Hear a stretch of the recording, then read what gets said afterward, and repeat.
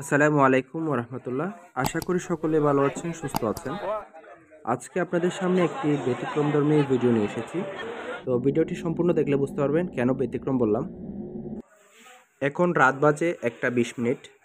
তো আমরা 250টি লেবু থেকে রস আলাদা করার চেষ্টা করছি।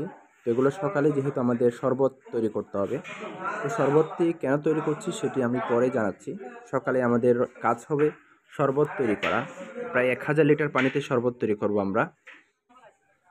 আপনারা দেখতে পাচ্ছেন এই পিকআপের উপরেই 3টি ড্রাম রাখা হয়েছে। এই ড্রামের মধ্যেই হচ্ছে আমাদের মূলত শরবতগুলা এখানে মিক্স করা হচ্ছে।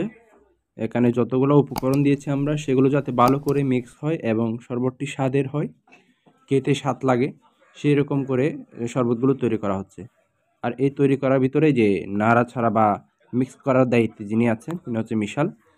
তো ওর হাতেই শরবত আসলে খুবই মিষ্টি এবং সুস্বাদু হয়, যার কারণে এই শরবতগুলো মিক্স করার জন্য দায়িত্ব ওকে দেওয়া হয়েছে।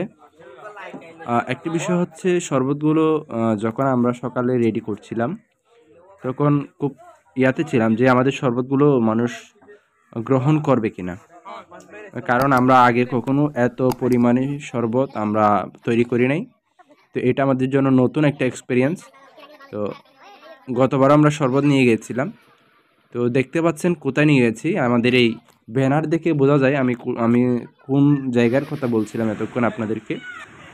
আমরা যাচ্ছি হচ্ছে জস্টেজুল সিদে মিলাদুন্নবী সাল্লাল্লাহু সাল্লাম উপলক্ষে জামিয়া আহমদে সুন্নিয়া আলিয়া মাঠে লক্ষ লক্ষ মানুষ আসে। সেই মানুষের জন্য বিভিন্ন জন অনেক জায়গা থেকে অনেক রকমের খাবার নিয়ে আসেন। তো আমরা আমাদের সাধ্য অনুযায়ী আমরা এখানে, যেহেতু প্রচুর পরিমাণে এখন গরম পড়ছেন এবং হচ্ছে আপনার মানুষ পানির তৃষ্ণায় একেবারে হাবুডুবু খায়, সেজন্য ওই তৃষ্ণা নিবারণের জন্য আমরা পানি এবং শরবত নিয়ে ওখানে হাজির হয়েছিলাম। আরেকটা বিষয় হচ্ছে আমরা শরবতের পাশাপাশি নিয়ে গেছিলাম কিছু চকলেট, খেজুর, বন, কলা, বিস্কিট, এগুলো আমরা নিয়ে গেছিলাম। তো সানন্দে গ্রহণ করে দেখে আসলে আমাদের আরও ভালো লাগছে যে মানুষ আমাদের শরবতটুকু খেয়ে বলছে, ভাই অসাধারণ ছিল আপনাদের শরবতটুকু।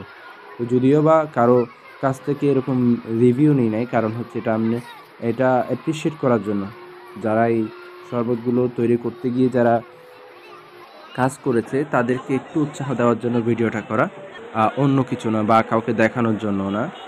তো যেহেতু আমিও এই শরবত তৈরি বা এই কাজের সাথে সম্পৃক্ত ছিলাম, সেই জন্য হয়তো এই ভিডিওটা করতে পেরেছি। শরবত বিতরণ করতে করতে আমরা একেবারে শেষ পর্যায়ে যখন চলে আসছিলাম তখনই আমরা স্বেচ্ছাসেবকের একটি দলকে শরবত খাওয়াতে পেরেছি, যেটা আমার কাছে অনেক ভালো লেগেছে। যারা এতক্ষণ পর্যন্ত ধৈর্য সহকারে এই ভিডিওটি শেষ পর্যন্ত দেখেছেন সকলকে ধন্যবাদ। আর আপনাদেরকে পূর্ণ স্বাধীনতা দেওয়া হলো ভিডিওর ভালো মন্দ মন্তব্য করার জন্য। এটা আপনাদের উপরে নির্ভর করে, ভালো মন্দ কমেন্টস করতে পারেন।